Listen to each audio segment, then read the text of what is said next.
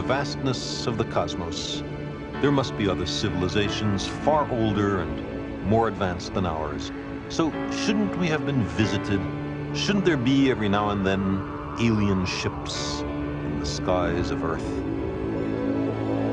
There's nothing impossible in this idea, and no one would be happier than me if we were being visited. But has it happened in fact? What counts is not what sounds plausible, not what we'd like to believe, not what one or two witnesses claim, but only what is supported by hard evidence, rigorously and skeptically examined. Extraordinary claims require extraordinary evidence. Since 1947, there have been hundreds of thousands of reports of UFOs, unidentified flying objects. This subject has more, I think, to do with religion and superstition than with science. Let's consider one of the most famous accounts of a supposed encounter with alien beings.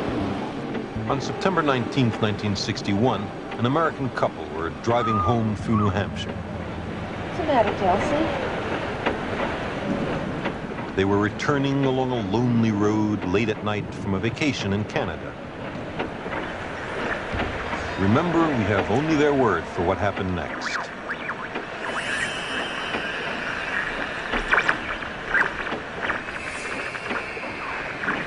I can't get anything but a static. You still don't believe it, do you? No, I don't. There must be a reasonable explanation. They had observed, so they said, a strange moving light in the sky. By definition, an unidentified flying object.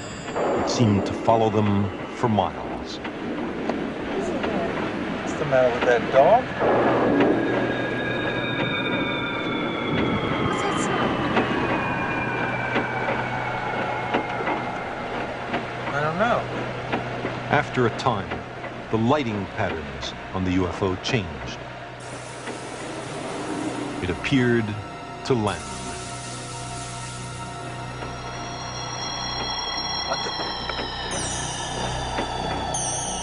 It blocked the road, preventing them from driving on.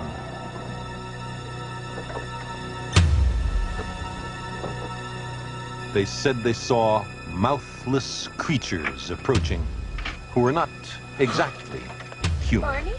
Barney? Barney, what is that? At this point, the story becomes still stranger. They lost all recollection of what happened in the next few hours. But weeks later, they said, they recalled some details and discussed the experience with others. 26 months later, under hypnosis, they reported that a UFO had landed and that the crew had emerged.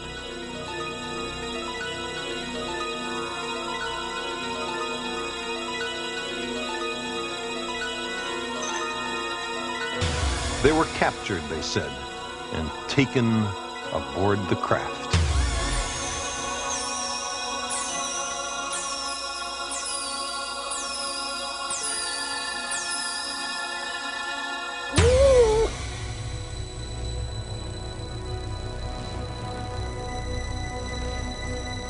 That was the story told by Betty and Barney Hill.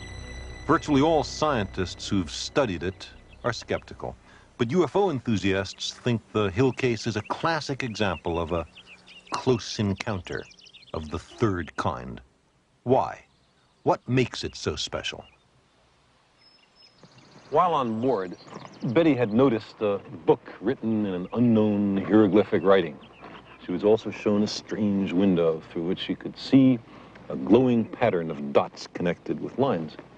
It was, they told her, a star map, displaying the routes of interstellar commerce. Afterwards, the Hills were released and permitted to return home, or at least this is their story. Now, believers find this account compelling, or at least plausible, chiefly because of the alleged star map. Here's what Betty Hill said it looked like. Now, why would anybody take this seriously? Because here is a real map, widely publicized by UFO enthusiasts, of 15 selected nearby stars, including the sun, as seen from one particular vantage point in space. This map includes stars that were first cataloged several years after Betty Hill recalled what she says she saw in the alien ship. Her map required, we are told, information that was not then available on the Earth. There is a resemblance between the two maps, but that's mainly because the lines corresponding to navigation routes have been copied from the Hill map onto the real star map. If we were to substitute some other set of lines for the Hill lines, we find that the eye suddenly is biased against seeing any agreement between the two maps at all. To make an objective test, however, let's remove the lines altogether. And then there's very little resemblance left. But these particular stars are selected from a large catalog of star positions. Our vantage point in space is also selected to make the best possible fit with the Hill map. If you can pick and choose from a large number of stars, viewed from any vantage point in space you want, you can always find something resembling the pattern you're looking for. I'm surprised that nobody could find a better fit to the Hill map. The Hills' own psychiatrists described their story as a kind of dream. There's no corroborating evidence. The star map argument is worthless. And yet, this is one of the best attested cases of UFO close encounters. For all I know, we may be visited by a different extraterrestrial civilization every second Tuesday. But there's no support for this appealing idea. The extraordinary claims are not supported by extraordinary evidence. There are curious daylight photos of UFOs. Some look suspiciously like hats or hubcaps thrown into the air. Photos can be faked.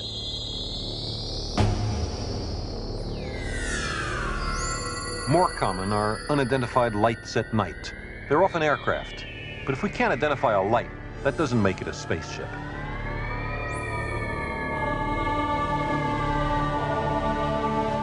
Here's a movie of what you might think is a UFO.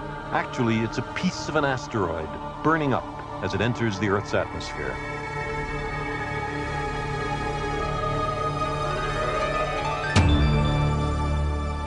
Most reports of unidentified flying objects turn out to be something else, like the refracted image of a bright planet or the re-entry of an artificial satellite. Some are psychological aberrations, some are hoaxes. Never is there any compelling physical evidence, a detailed close-up photograph of a strange spacecraft or a small device of extraterrestrial manufacture, or a book written in alien hieroglyphics. Never.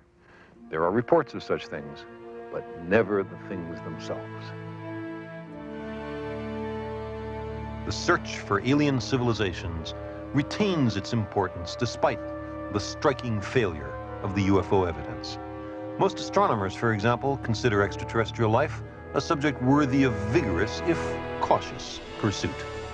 For myself, I find something irresistible in the idea of discovering a token, maybe a simple inscription, which would provide the key to understanding an alien and exotic civilization.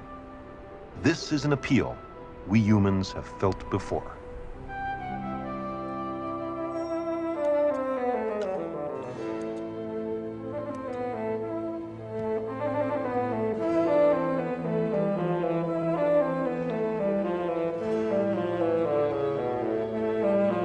In 1801, a famous physicist was the governor of the French province of Isère. His name was Joseph Fourier. On a routine inspection of the schools in his province, Fourier discovered an exceptional 11-year-old boy, Jean-François Champollion. The boy's precocious intellect and remarkable flair for languages had already earned him the admiring attention of local scholars. Fourier, too, was impressed.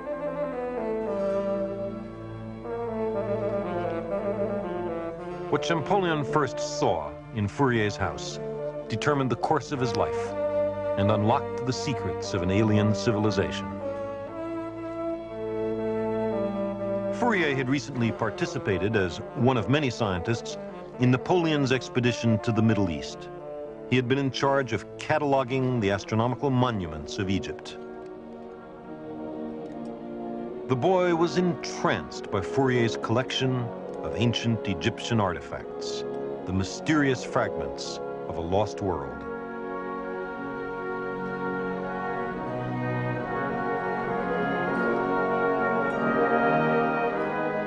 France at this time was flooded with such artifacts, plundered by Napoleon, and now arousing intense interest among scholars and the general public.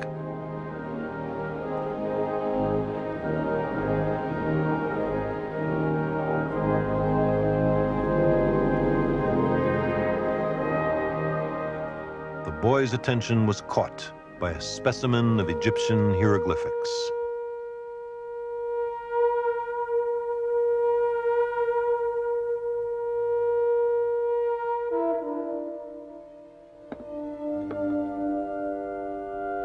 "What do they mean?" he asked. "Nobody knows," was Fourier's reply. Then and there, Champollion resolved that he would understand this language that no one could read, that he would decode the messages from another world and another time. He became a superb linguist and immersed himself in the hieroglyphics.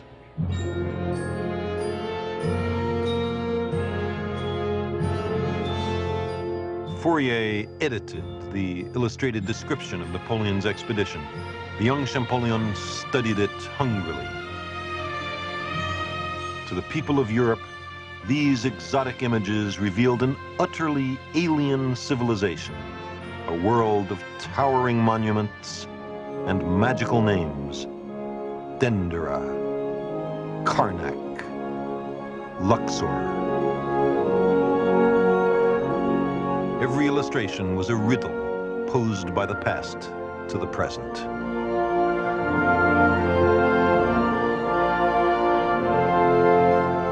And among them were pictures of something called the Rosetta Stone, and portraits of the people who lived among the ruins of the pharaohs. Egypt became the land of Champollion's dreams. But it was not until 1828, 27 years after his fateful visit with Fourier, that Champollion first set foot in Egypt.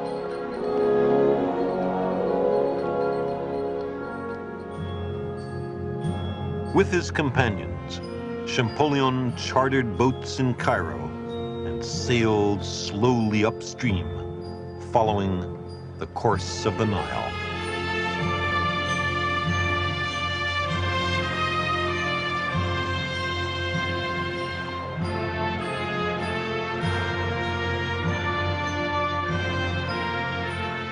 It was a journey of many weeks, which Champollion recorded in extraordinary detail.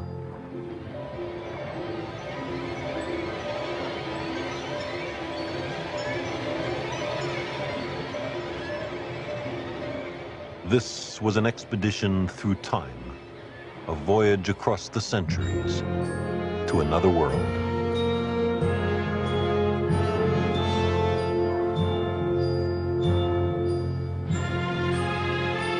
Champollion, as an adult, had already worked out a brilliant decipherment of the hieroglyphics, a word, incidentally, that means sacred carvings. Now Champollion was making a pilgrimage to the scene of the ancient mysteries he had been the first to understand.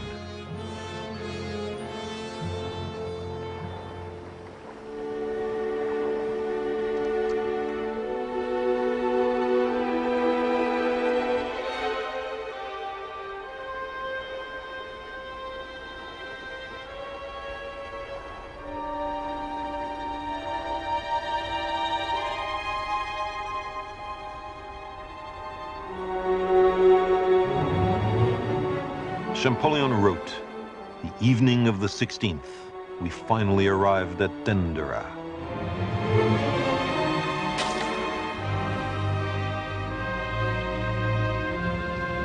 We were only an hour away from the temples, could we resist the temptation? I ask the coldest of you mortals. To dine and leave immediately were the orders of the moment.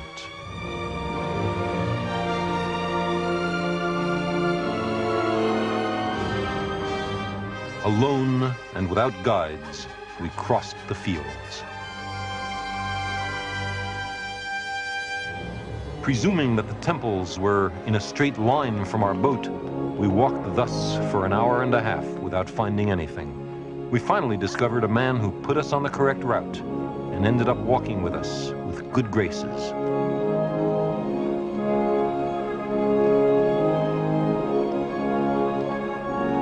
The temple appeared to us at last.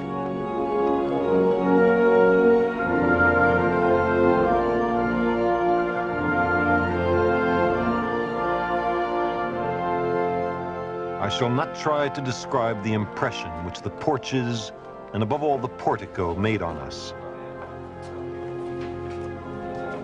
We stayed there 2 hours in ecstasy, running through the huge rooms and trying to read the exterior inscriptions in the moonlight.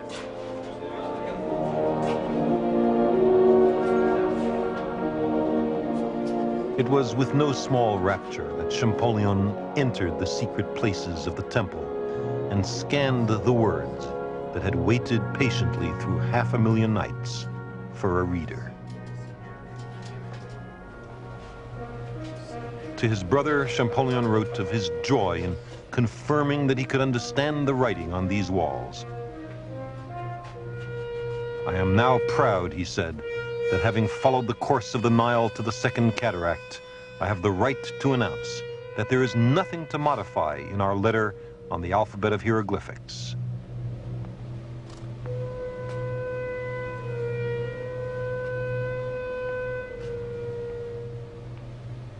Our alphabet is good. It is applicable with the same success, first of all, in Egyptian monuments of the epoch of the Romans, and also, which is more interesting, to the inscriptions on all temples, palaces, and tombs of the pharaonic epoch.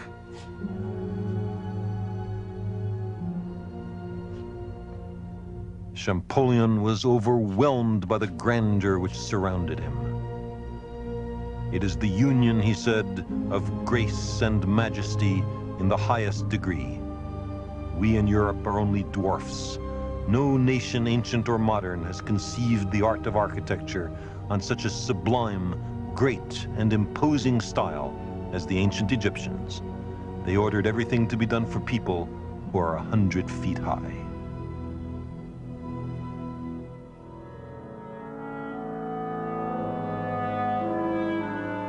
This is the great temple of Karnak in Upper Egypt, continuously constructed over a period of more than 2,000 years, until the time of the Ptolemies.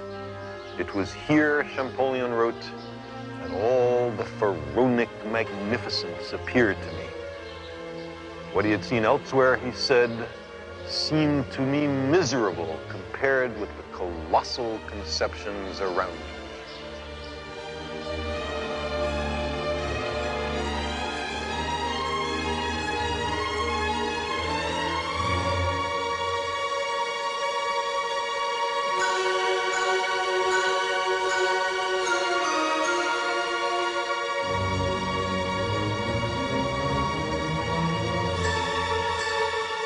On these walls and columns at Karnak, at Dendera, and everywhere else in Egypt, Champollion found that he could read the inscriptions, that his decipherment of a few years earlier had been correct.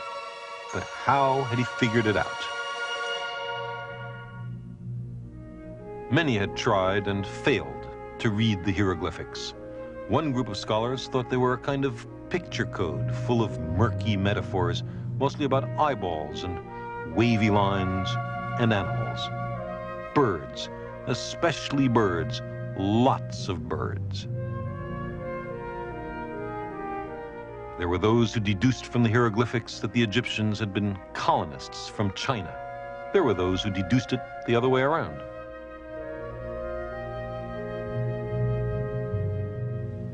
There was one character who, from a single look at the Rosetta Stone, deduced its meaning. He said that the quickness of his decipherment enabled him to avoid the systematic errors which invariably arise from prolonged reflection. You get better results, he was saying, if you don't think about it too much. As in the search for extraterrestrial intelligence today, the unbridled speculation by amateurs served to frighten many professionals right out of the field.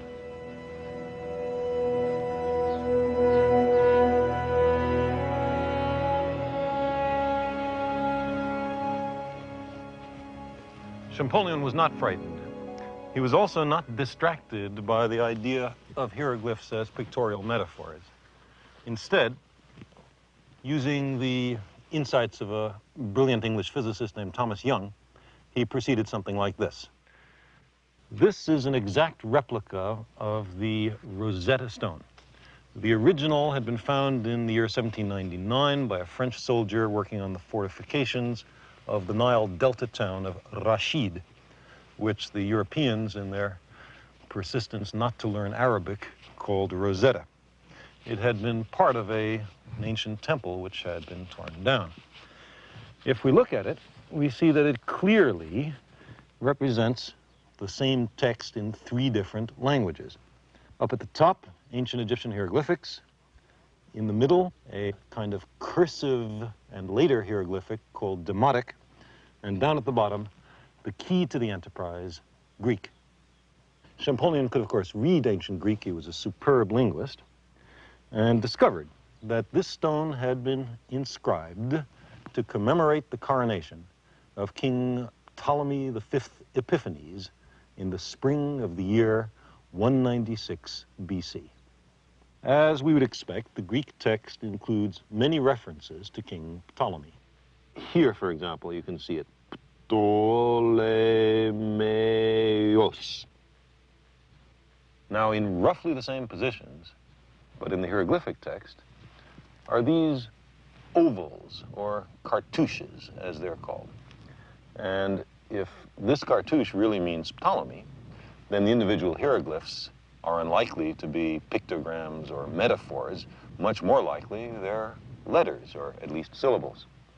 In addition, Champollion had the presence of mind to count up the number of Greek words and the number of individual hieroglyphics in what are presumably equivalent texts. He found that the number of individual hieroglyphs is much larger than the number of Greek words, again implying that the hieroglyphs are mainly letters and syllables. But which hieroglyphs correspond to which letters?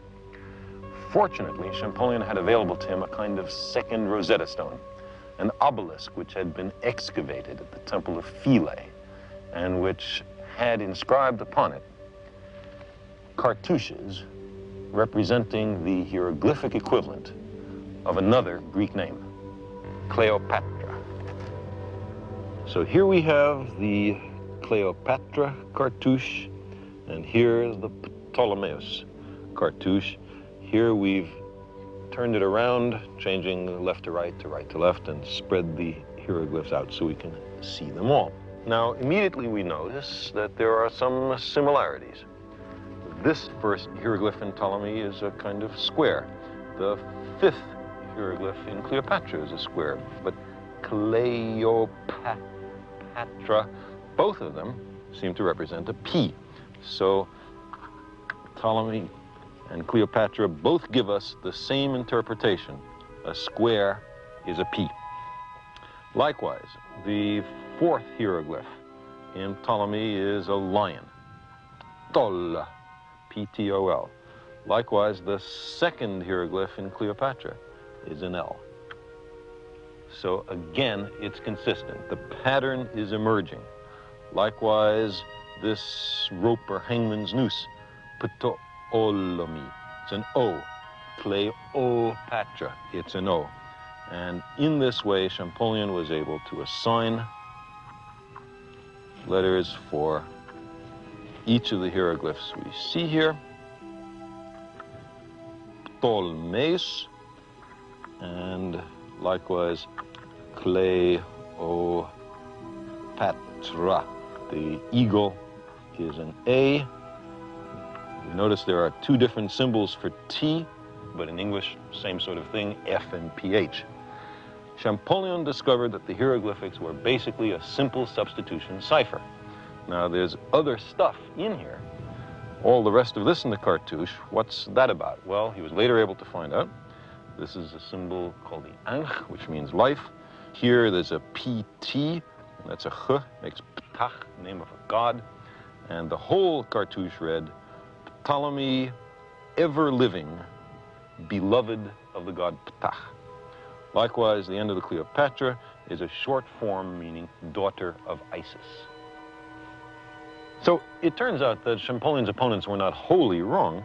Some of the hieroglyphs, for example, the symbol Ankh, which means life, are ideograms or pictograms. But the key to the enterprise, Champollion's success, rested on his realization that the hieroglyphs were essentially letters and syllables.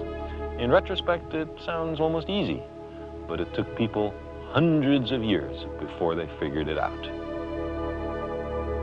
Champollion walked these halls and casually read the inscriptions which had mystified everybody else, answering the question he had posed as a child to Fourier.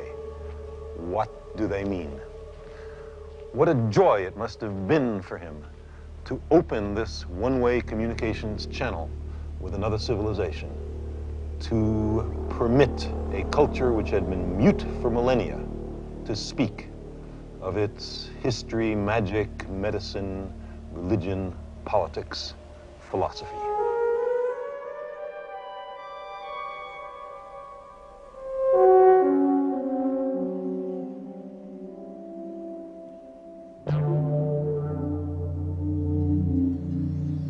Today, we also are seeking messages from an ancient and exotic civilization, a civilization hidden from us not in time, but in space. Today, we are searching for a message from the stars.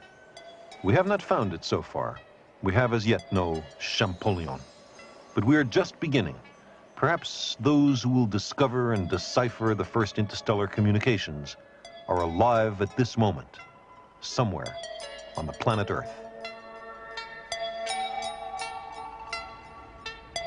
Extraterrestrial beings will have a different biology, a different culture, a different language. How could we possibly understand their messages? Is there in any sense a cosmic Rosetta Stone? I believe there is. All the technical civilizations in the cosmos, no matter how different they are, must have one language in common, the language called science. The laws of nature are everywhere the same. Every chemical element has a specific signature in the spectrum. So there are identical patterns in the light of a candle flame on Earth and in the light of a distant galaxy. The spectra show not only that the same chemical elements exist throughout the universe, but also that the same laws of quantum mechanics govern atoms everywhere. Beings growing up on any world must come to grips with the identical laws of nature.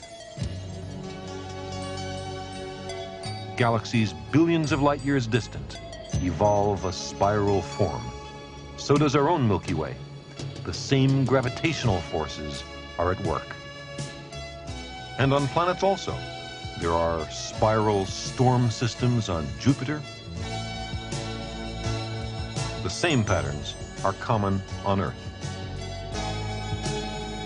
The intelligent beings on every world will sooner or later understand the laws of nature. Someday, perhaps soon, a message from the depths of space may arrive on our small world. If we wish to understand it, we first have to understand science.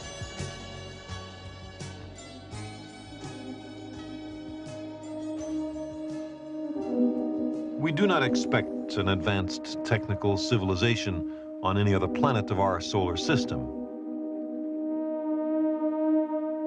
If they were only a little behind us, 10,000 years, say, they would have no advanced technology at all.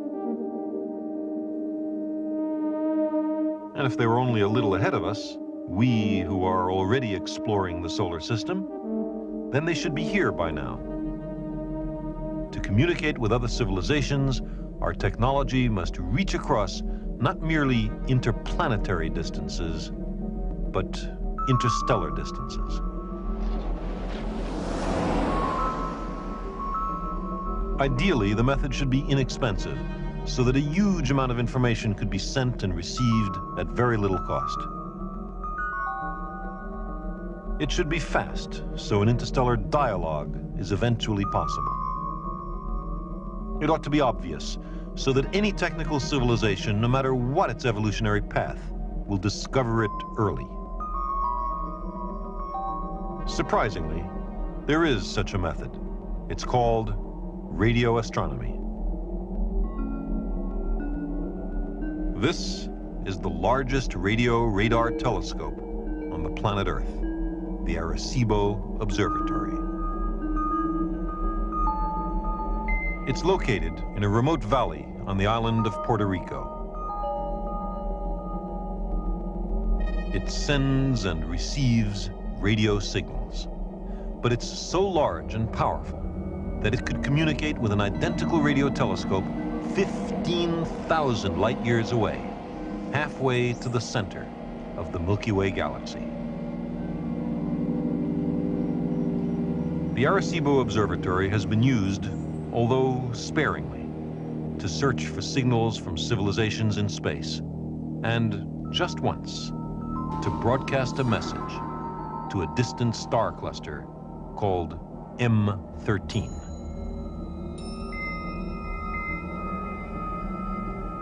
But is there anyone out there to talk to? With 400 billion stars in the Milky Way galaxy alone, could ours be the only one with an inhabited planet?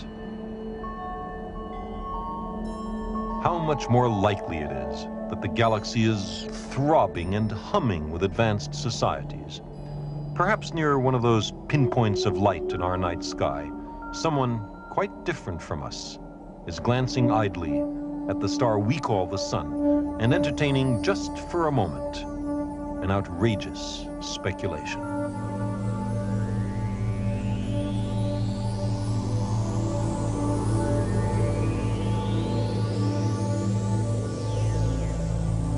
There are an enormous number of stars. Only some of them will have planets suitable for life. On only some of those worlds will intelligence arise. And perhaps a few of those civilizations will avoid the trap jointly set by their technology and their passions. If there are many civilizations, one of them should be rather close by. If there are few civilizations, then even the nearest may be very far away.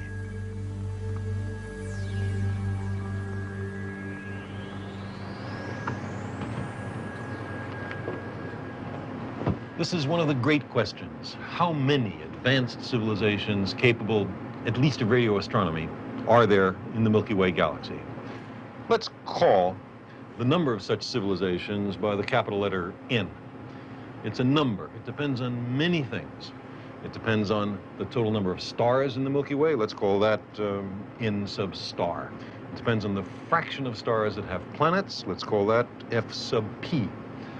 It depends on the average number of planets in a given solar system that are ecologically suitable for life.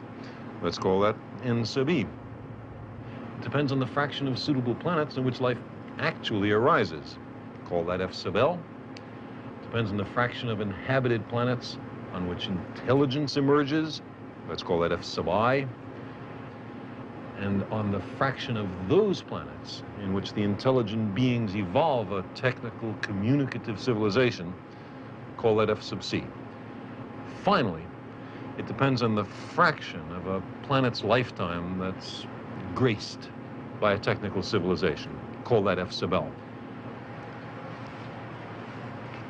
If we multiply all these numbers together, we've estimated capital N, the number of civilizations. This equation, due mainly to Frank Drake of Cornell, is only a sentence. The verb is equals. So let's try to go through the program of this equation.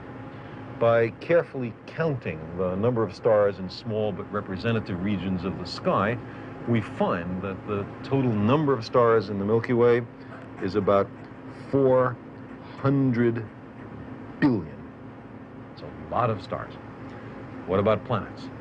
Well, in studies of double stars, in investigations of the motions of nearby stars, and in many theoretical studies, we get a strong hint that many, perhaps even most stars, are accompanied by planets. So let's take F sub p, the fraction of stars that have planets, as a quarter. Then the total number of planetary systems in the galaxy is 400 billion times a quarter, or 100 billion. We'll write down our running totals in red. Now, if each system were to have, say, 10 planets, as ours does, there would be 100 billion times 10, or 1 trillion worlds in the galaxy, a vast arena for the cosmic drama.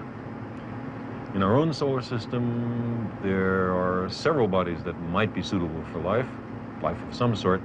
There's the Earth, of course, but there are possibilities for Mars, for Titan, perhaps for Jupiter. If other systems are similar, there may be many suitable worlds per system, but to be conservative, let's choose n sub e equal 2. 2 worlds suitable for life per system. Then the number of planets in the galaxy that is suitable for life would be 100 billion times 2, or 200 billion. Now, what about life? Under very general cosmic conditions, the molecules of life are readily made. They spontaneously self-assemble. It's conceivable that there might be some impediment, like some difficulty in the origin of the genetic code, say, although I think that's very unlikely given billions of years for evolution. On the Earth, life arose very fast after the planet was formed. So let's choose F sub L, the fraction of suitable worlds in which life does arise, as a half. In that case, the total number of planets in the Milky Way in which life has arisen once is 100 billion times 2 times a half, or again, 100 billion. 100 billion inhabited worlds. Now, the estimates get tougher. Many individually unlikely events had to occur for our species and our technology to emerge. On the other hand, there might be many different roads to high technology. Some scientists think that the path from trilobites to radio telescopes, or the equivalent, goes like a shot in all planetary systems. Other scientists disagree. Let's take some middle ground and choose F sub I as a tenth and F sub C as also a tenth, meaning that only 1%, a tenth times a tenth, of inhabited planets eventually produce a technical civilization. If we were to multiply all these factors together, we would find 100 billion times a tenth, or 1 billion planets on which civilizations have arisen at least once. Now, what percentage of the lifetime of a planet is marked by a technical civilization? The Earth has harbored a civilization capable of radio astronomy only for a few decades, the last few decades, out of a lifetime of a few billion years. It's hardly out of the question that we might destroy ourselves tomorrow. If that's a typical case, then F sub big L would be a few decades divided by a few billion years, or 100 millionth, a very small number. And then big N would be 1 billion times 100 millionth, or N maybe just 10 civilizations, a tiny smattering, a pitiful few technological civilizations in the galaxy. But civilizations then might take billions of years of tortuous evolution to arise and then snuff themselves out in an instant of unforgivable neglect. If this is a typical case, there may be few others, maybe nobody else at all, for us to talk to.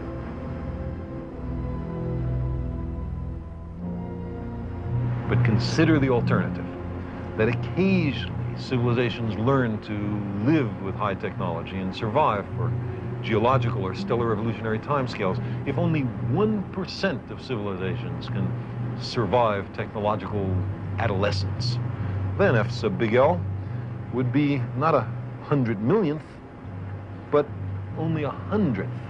And then the number of civilizations would be 1 billion times 100th.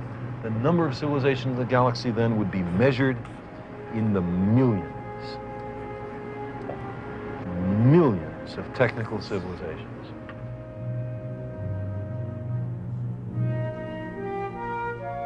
So, if civilizations do not always destroy themselves shortly after discovering radio astronomy, then the sky may be softly humming with messages from the stars, with signals from civilizations enormously older and wiser than we. If there are millions of technical civilizations in the Milky Way, each capable of radio astronomy, how far away is the nearest one?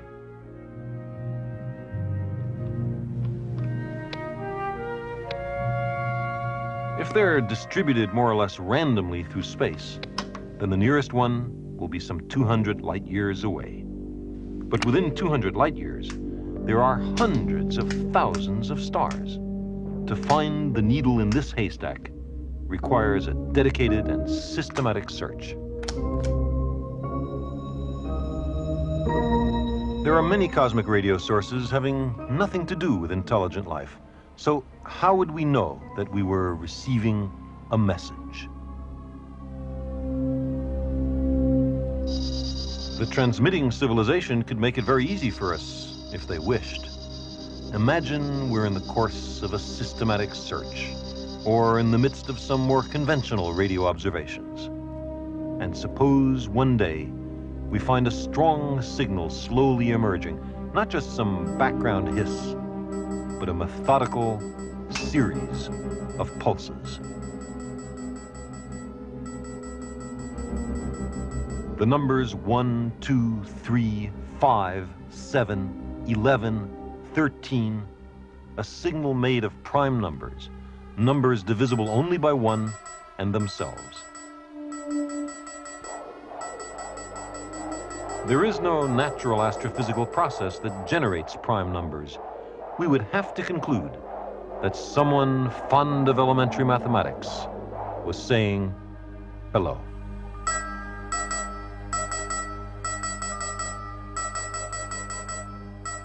This would be no more than a beacon to attract our attention. The main message will be subtler, more hidden, far richer. We may have to work hard to find it.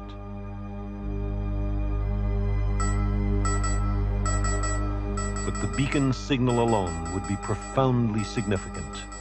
It would mean that someone has learned to survive technological adolescence, that self-destruction is not inevitable, that we also may have a future.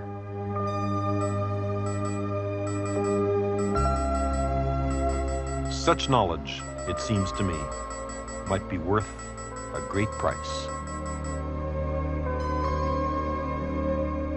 Very likely, some new Champollion would go on to decode the main message, using our interstellar Rosetta Stone, the common language of science and mathematics.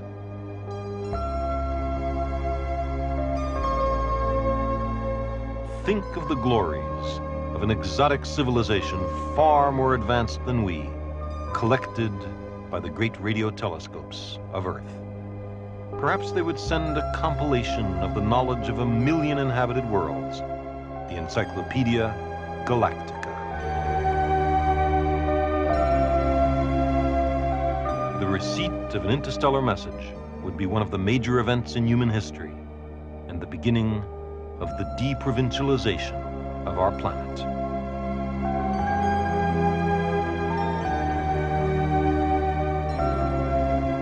A serious and systematic radio search for extraterrestrial civilizations may come soon. preliminary steps are being taken both in the United States and in the Soviet Union. It's comparatively inexpensive. A search taking decades would cost less than the budget overruns on a single modest weapons system in a single year. Our technology is now fully adequate for this great challenge, but no systematic search program has ever been approved by any nation on Earth.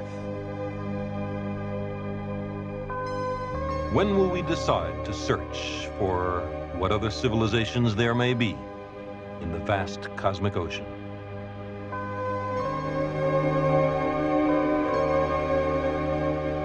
But whether there are only a few advanced galactic civilizations or millions, shouldn't some of them have voyaged to Earth?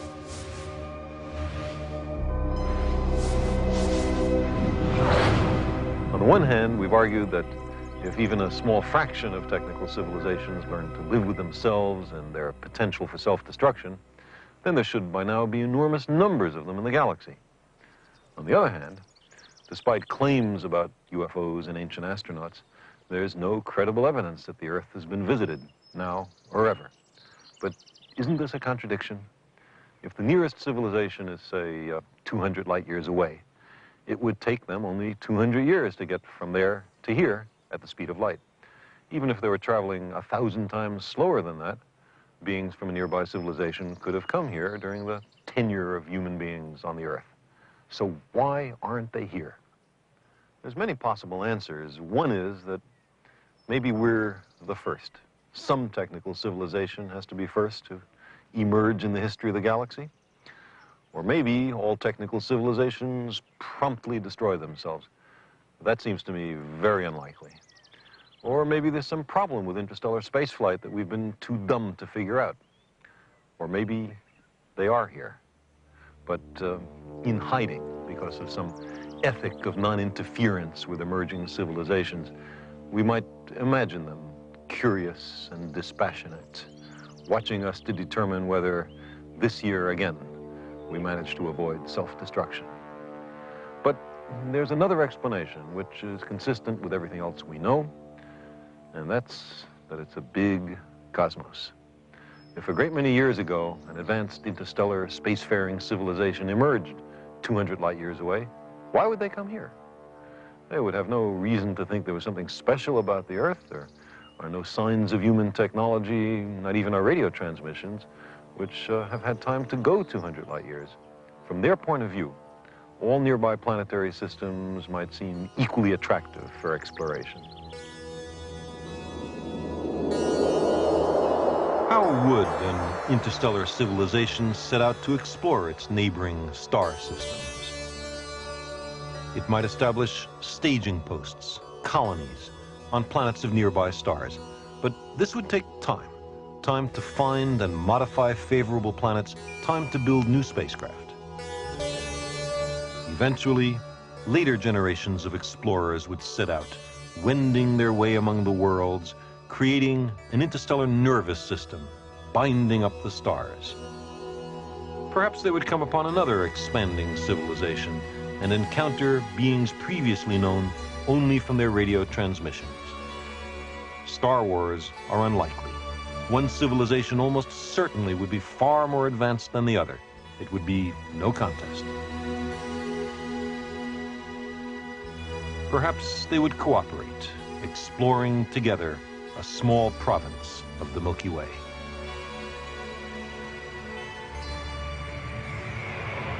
But even nearby civilizations could spend millions of years roving between the stars without ever stumbling upon our obscure solar system. In a galaxy of 400 billion suns, perhaps no one has found us just yet. But advanced interstellar civilizations would know about many worlds, some inhabited, some barren. Perhaps they would share their findings, assembling some vast repository of the knowledge of countless worlds. They might compile an Encyclopædia Galactica. Suppose we could browse through that encyclopedia.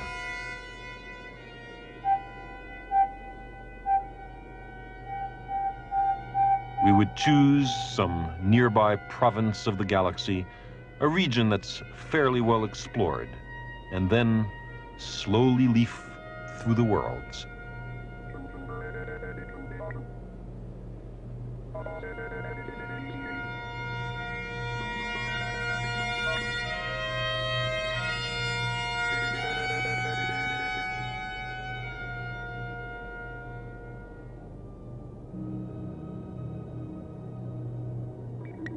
The young Champollion was inspired by reading Fourier's description of Egypt.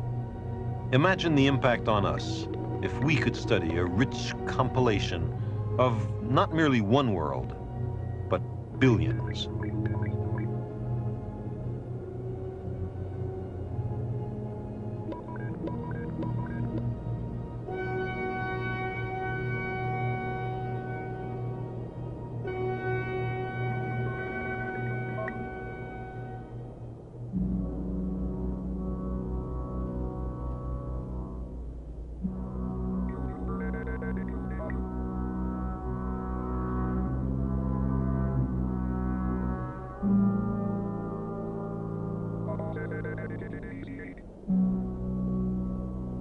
Just possibly, not too far from our solar system, we might find a planet with a technical civilization only a little more advanced than we.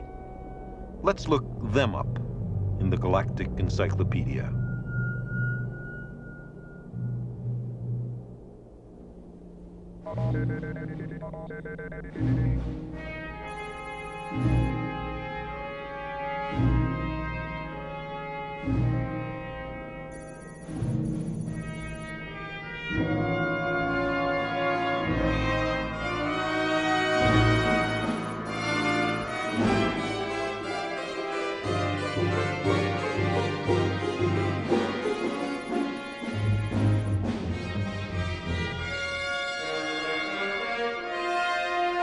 What would a civilization far more advanced than ours be up to? Elsewhere, there may be engineering on a scale that dwarfs our proudest achievements. There may be cultures that disassemble other planets in their system and reassemble them around their world to make a ring or a shell with their planet inside.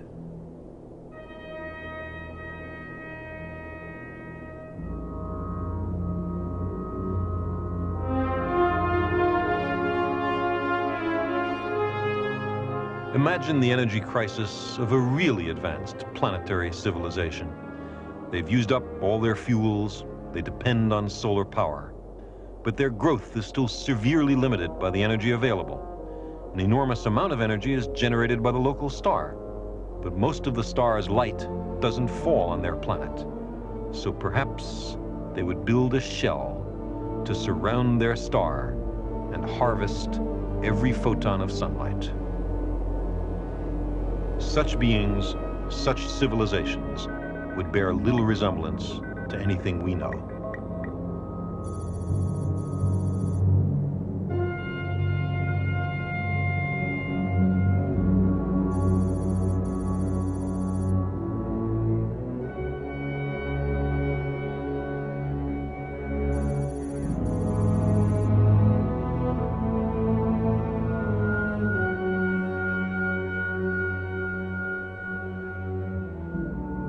Perhaps someday there will be an entry in the Encyclopædia Galactica for our planet.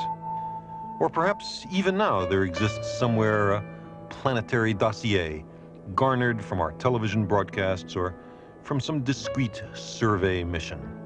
They might summon up the index of blue worlds in our province of the Milky Way until they came to the listing for Earth. What would they know about us?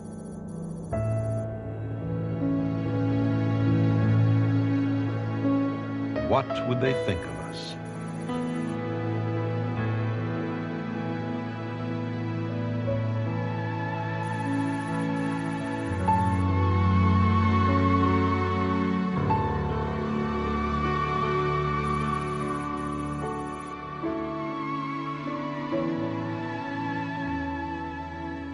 We have always watched the stars and mused about whether there are other beings who think and wonder. In a cosmic setting vast and old beyond ordinary human understanding, we are a little lonely.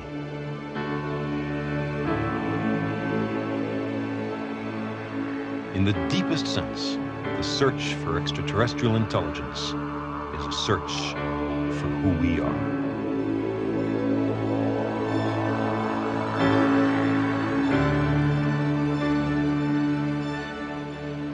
Since Cosmos was first released, interest in UFOs has persisted. It seems to me that there are fewer sightings of strange objects in the skies these days, and more stories about personal encounters with alleged extraterrestrials, like the account of Betty and Barney Hill that we dramatized. There are still people who claim to have been abducted by aliens, or even sexually abused, or even impregnated by them. Best-selling, purportedly serious books have been written about such claims. But the critical fact remains that all we have still is just anecdote. There are no close-up photographs, no artifacts, nothing that would convince a skeptic. All there are is stories. And stories just aren't good enough on a matter of this importance. I'm still waiting for hard evidence. The radio's search for extraterrestrial intelligence has been picking up. In Harvard, Massachusetts, a radio telescope monitoring 8 million separate radio channels has been scanning the skies for signals. This program, called META, is supported entirely by the Pasadena, California-based Planetary Society, paid for by members' contributions. A similar Planetary Society search to examine the southern skies, including the center of the Milky Way galaxy, is to be performed in Argentina. These searches are, by far, the most sophisticated ever attempted. A much more sensitive program, covering almost the entire accessible radio spectrum, is to be mustered by NASA. The search for extraterrestrial intelligence is central to our understanding of the universe and our view of ourselves. It's well worth doing. But the simple fact is that while we may consider extraterrestrial intelligence highly likely, there is as yet no evidence at all that it exists. The search continues.